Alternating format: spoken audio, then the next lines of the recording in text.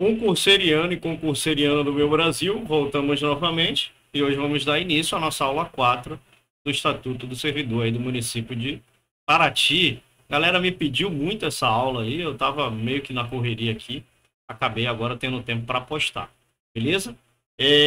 Lembrando que o nosso material continua aqui com valor promocional, 52 questões da lei orgânica, desculpa, 52 questões do Estatuto do Servidor, 80 questões da lei orgânica e 50 questões aí do livro de Paraty. Todas essas matérias servem para todos os cargos, tá? Todos os cargos têm essa matéria, beleza? Então, não esquece também de seguir a gente aqui no Instagram, ó, segue a gente aqui, ó, só questões de concursos. Lá você vai ter acesso a materiais exclusivos, lá você vai ter acesso a depoimento de pessoas que foram aprovadas em concursos com o nosso material. Vai ter também depoimentos não, né? Você vai ver lá minhas aprovações também em concursos públicos. Beleza? Então, estamos juntos nessa jornada. Vamos dar início aqui.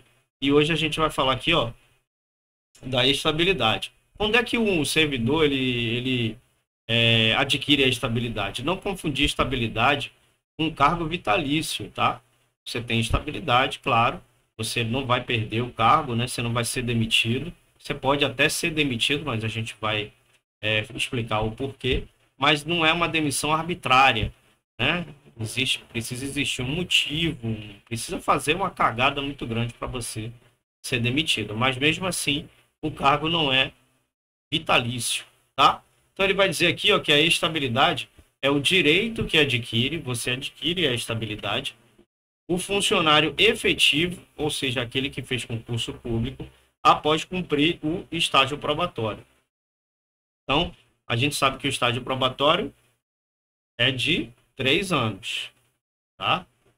Estágio probatório é de 3 anos, a que se refere o artigo 17 de não ser demitido. Se não são dois motivos, ou sentença judicial transitada em julgado, aqui ele não colocou, né? Ele colocou só sentença judicial, mas geralmente eles trazem, os estatutos trazem que é uma sentença judicial transitada em julgado, ou seja, que não cabe mais nenhum tipo de recurso, ou por falta grave. Qual seria essa falta grave? Uma demissão seria uma falta grave. O que, que vai acontecer quando você for demitido? Vai se abrir um processo administrativo, que a gente chama de PAD, que é o processo administrativo disciplinar, em que lhe seja assegurada ampla defesa. Então, você só pode ser demitido de duas formas: ou em virtude de sentença judicial transitada em julgado, ou em virtude de processo administrativo disciplinar. Ah, Tiago, dá um exemplo aí de processo administrativo disciplinar. Vamos supor que você foi lá e agrediu o seu chefe. Eu espero que você não faça isso, pelo amor de Deus. Você foi lá e agrediu ele. E aí vai constatar, vai ter o apuramento, né? Vai levantar as provas, enfim. E vai constatar que você agiu em legítima defesa.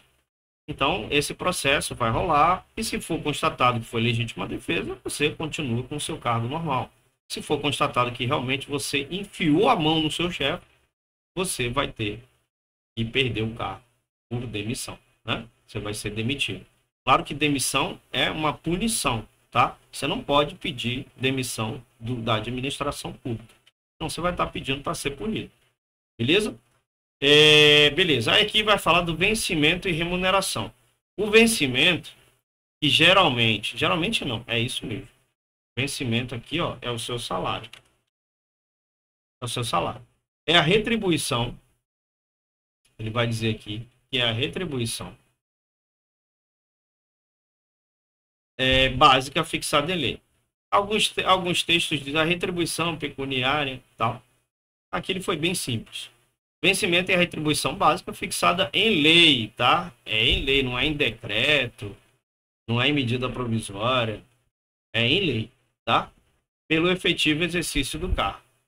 Então, qual é o seu vencimento? Meu vencimento é R$ 1.400. Agora, qual é a sua remuneração? Aí, a remuneração é a retribuição correspondente ao vencimento acrescido de vantagens. Então, na remuneração, vai incluir tudo. Quanto é o seu vencimento? R$ 1.400. Quanto é a sua remuneração? Aí você vai incluir outras coisas. Pode ser tempo de serviço, pode ser insalubridade, pode ser hora extra, enfim. Então, vencimento é o salário seco. Remuneração é o seu vencimento, que é o seu salário, mais acrescido das vantagens. Aqui ele vai dizer que o funcionário ele vai deixar de receber, né? Não total, mas ele vai deixar de receber em algumas situações. Ó. 1/3 do vencimentos e vantagens durante o afastamento por motivo de suspensão preventiva ou recolhimento à prisão por ordem judicial não decorrente de condenação judicial, ou seja, você ainda não foi condenado, né? Ressalvando o direito à diferença se absolvido. Então, se você for absolvido, você recebe aqui, ó, a diferença. Então, existe uma exceção, né? Ou se o afastamento excedeu o prazo de condenação definitiva. 2/3 dos vencimentos, 2/3 dos vencimentos e vantagens durante o cumprimento, se perda de cargo, de pena privativa à liberdade.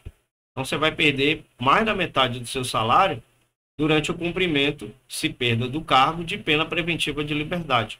Você vai perder aí mais da metade do seu salário. Não faz sentido nenhum, né? Que se você estiver preso, você perde o cargo, né? É uma sentença judicial transitada em julgado. Então, você perde o cargo. Não faz sentido isso daqui, mas leva o que está aqui, tá?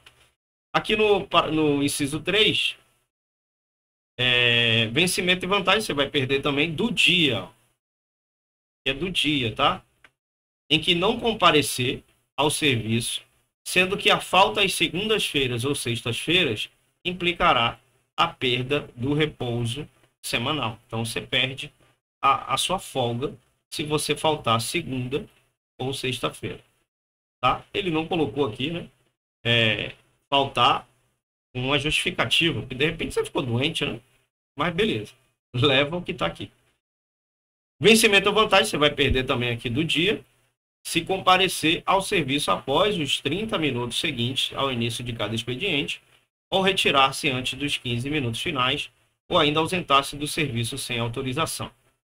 Você vai perder 1/3 aqui do salário, do vencimento das vantagens do dia, se comparecer ao serviço dentro de 15 minutos seguintes ao início de cada expediente, ou retirar-se sem autorização dentro de 15 minutos finais, se sair mais cedo, né?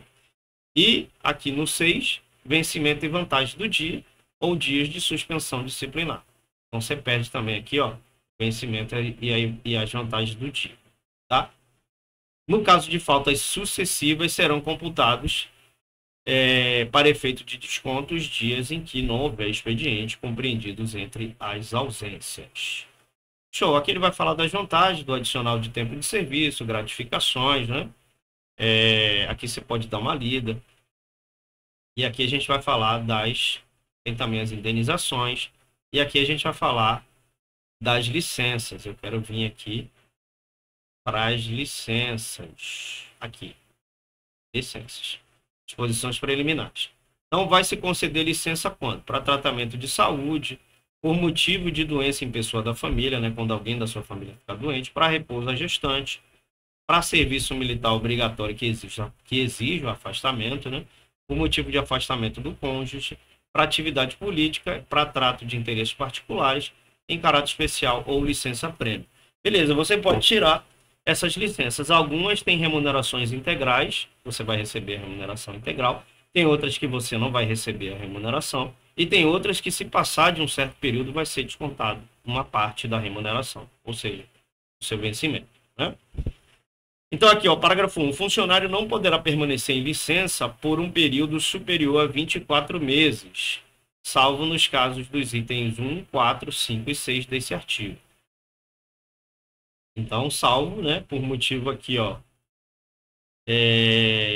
por motivo de tratamento de saúde, por motivo de serviço militar, por motivo de afastamento do cônjuge e por motivo de atividade política. Tá? Eu bati aqui tudo, meu Deus. Vamos lá. Então, as licenças mencionadas nos itens 4, 5 e 7 desse artigo serão sem remuneração. Então, aqui você já grava essa informação. 4, que é a licença para serviço militar. 5, o motivo de afastamento do cônjuge. E 7, para tratamento de interesse particular. Então, essas daqui são sem remuneração. Já grava isso no seu coração. Tá? Os ocupantes de cargo em comissão não provido de cargo efetivo só fará jus às licenças previstas no inciso 1 e 3. Ou seja, tratamento de saúde ou para repouso à gestante. Né? As licenças para tratamento de saúde superior a 15 dias dependerão de exame do funcionário por junta médica de órgão municipal competente. Será afastado o funcionário acometido de tuberculose ativa, alienação mental, neoplasia maligna, cegueira, hanseníase, paralisia irreversível e incapacitante, cardiopatia grave, doença de Parkinson, espondilortose, anquilosante, neuropatia grave, estados graves de Paget, ostite deformante e do mal de Chagas, leucemia, AIDS e outras doenças graves que a lei indicar com base na medicina especializada, quando a inspeção médica não concluir de imediato pela aposentadoria. Caso seria aposentadoria por invalidez, né? Artigo 116. Será licenciado para tratamento de saúde o funcionário vitimado por acidente em serviço ou doença profissional, comprovado por junta médica da prefeitura. Então, ele vai ser licenciado aqui para tratamento de saúde, vitimado por acidente em serviço. Aí ele vai explicar o que é acidente em serviço. Considera acidente em serviço dano físico ou mental. Prestar atenção nisso aqui, que isso aqui cai muito, cara. Sofrido pelo funcionário e que tenha relação imediata ou imediata com o exercício do cargo. Equipara-se a acidente de serviço. Dano decorrente de agressão sofrida não provocada pelo funcionário no exercício do cargo, bem como o sofrido no percurso da residência para o trabalho e vice-versa. Então, equipara-se ao acidente de serviço, ou seja, é igual ao acidente de serviço. Se você for espancado dentro da... Se você sofreu uma agressão, né, que você não provocou, equipara-se a acidente de serviço ou sofrido no percurso da residência para o trabalho ou do trabalho para a residência. Equipara-se a acidente de serviço. O falecimento em consequência de doença profissional ou moléstia especificada no artigo 115. Também equipara-se a acidente de serviço. É obrigatório o registro pelo cheque imediato de qualquer acidente em serviço, mesmo que dele não resulte danos aparentes para o funcionário, observando o prazo de 8 dias contados da ciência do evento. Artigo 118. Entende-se como doença profissional que resulta da natureza e das condições de trabalho, segundo especificação legal ou regulamentar. Artigo 119. A prova do acidente será feita em processo especial, iniciado com o registro de que trata o parágrafo 2 do artigo 117 e concluído no prazo de 10 dias prorrogável, quando as circunstâncias assim exigirem. Artigo 120. Funcionário acidentado em serviço que necessite de tratamento especializado não atendido pela cobertura médico-assistencial do sistema previdenciário será tratado por conta dos cofres públicos. Artigo 121. Ao término do prazo de 24 meses, o funcionário licenciado para tratamento de saúde será submetido à inspeção médica. Se julgado inválido para o serviço público, será aposentado, que a gente chama de aposentadoria por invalidez, considerando-se como de prorrogação o tempo necessário à inspeção. Artigo 122. O atestado e o laudo referir-se-ão ao nome e à natureza da doença, utilizando o Código Internacional de Doenças, salvo quando se tratar de lesões produzidas por acidente de serviço. Aí aqui ele vai falar de todas as licenças, né? A licença por motivo de doença em pessoa da família. Então, o artigo 123, ele traz o que aqui, ó? O funcionário poderá obter licença por motivo de doença em pessoa da família de primeiro grau, desde que indispensável com o exercício do cargo, sendo a sua duração de 24 meses, não podendo ser renovada antes de 1 ano após o término da última concedida. Então, você só pode tirar uma licença para tratamento de pessoas, tratamento de saúde de pessoas da família, se for indispensável com o exercício do cargo. Ou seja, vamos supor que sua esposa ou seu marido sofreu um acidente e quebrou os 2 braços. Então é indispensável lá a sua presença. Não pode trabalhar e e deixar a pessoa lá sem comer, sem tomar banho, enfim. Não precisa da presença lá, tá? Aí tem a duração de 24 meses. A licença que dependerá de inspeção por junta médica será concedida com vencimentos e vantagens até 12 meses. E excedendo esse prazo, com 2/3 dos vencimentos até 24 meses. Então, nos primeiros 12 meses, você vai receber o vencimento em vantagem integral. Depois de 12 meses, você vai receber descontando 2/3, ou seja, mais da metade do seu salário, se for até 24 meses. Comprovada qualquer atividade remunerada no período da licença, que se refere ao artigo anterior, o funcionário estará obrigado a restituir a importância percebida. Então, se for comprovado aqui que você está exercendo alguma atividade remunerada, você vai ser obrigado a restituir, ou seja, a devolver a importância recebida, né, percebida e recebida é a mesma coisa, durante a ausência do serviço, independente das sanções administrativas cabíveis. Aí ele vai falar da licença para repouso à gestante. Então, a gestante ela tem aqui, ó, 120 dias de licença. Grave essa informação, mas existe uma informação adicional. Geralmente o prazo é de 180 dias, tá? Mas por quê? Você vai receber a remuneração integral, você mulher, né?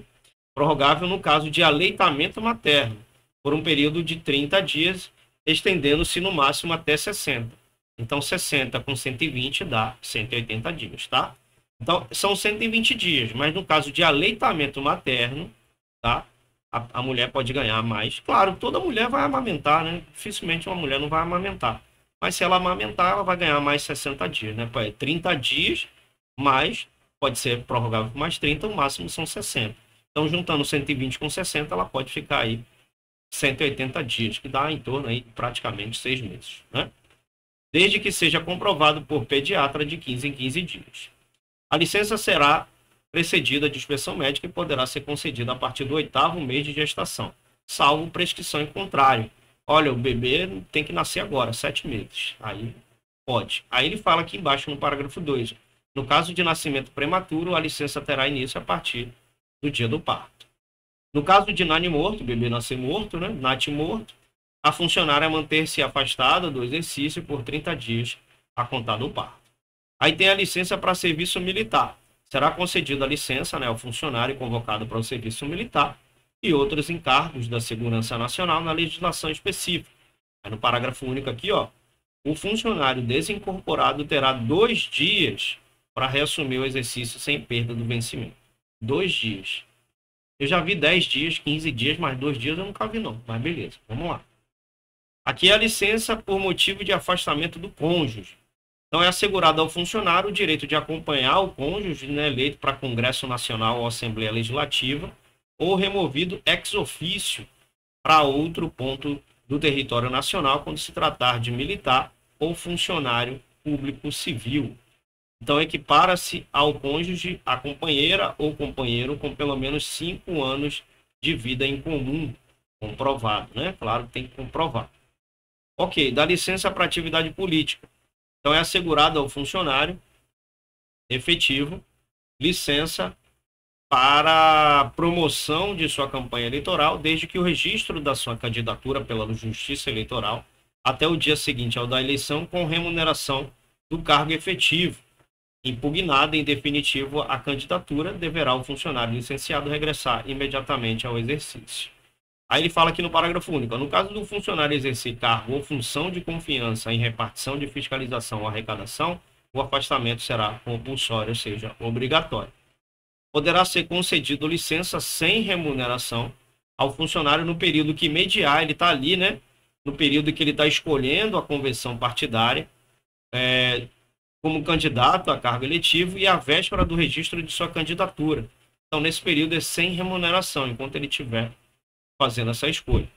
Investido em mandato de prefeito municipal, será o funcionário afastado do cargo ou função e poderá optar pela remuneração, não, pela sua remuneração. Então, ele pode optar pela remuneração do cargo público ou pode optar pela remuneração do prefeito.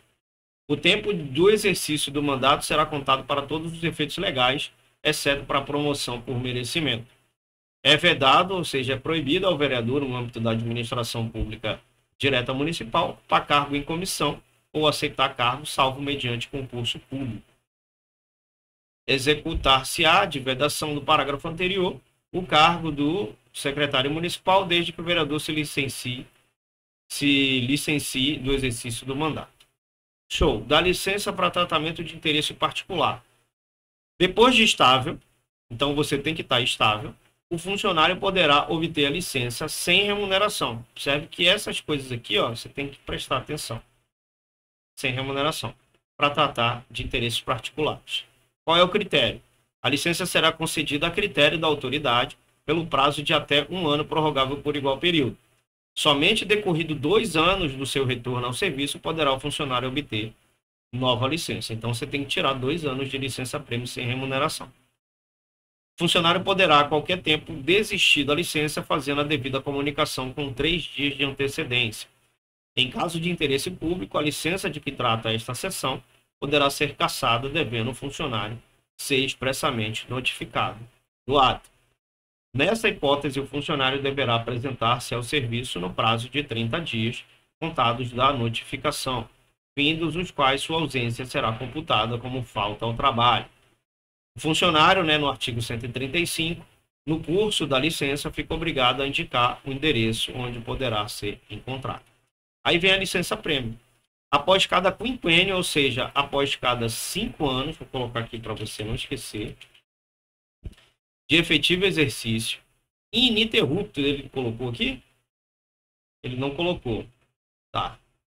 Geralmente nos estatutos vem, após cada quinquênio de efetivo exercício ininterrupto, ou seja, não teve nenhuma interrupção, em cargo público do município, o funcionário fará jus à licença especial denominada licença-prêmio, de 3 meses, com os direitos e vantagens do seu cargo e da função de confiança, desde que no período aquisitivo não registre mais de 15 faltas. Aqui ele está falando, né? Então, aqui é quase o que eu falei. Mas beleza, então ele está especificando aqui, ó, que não registre mais de 15 faltas. O direito à licença-prêmio não tem prazo para ser exercitado.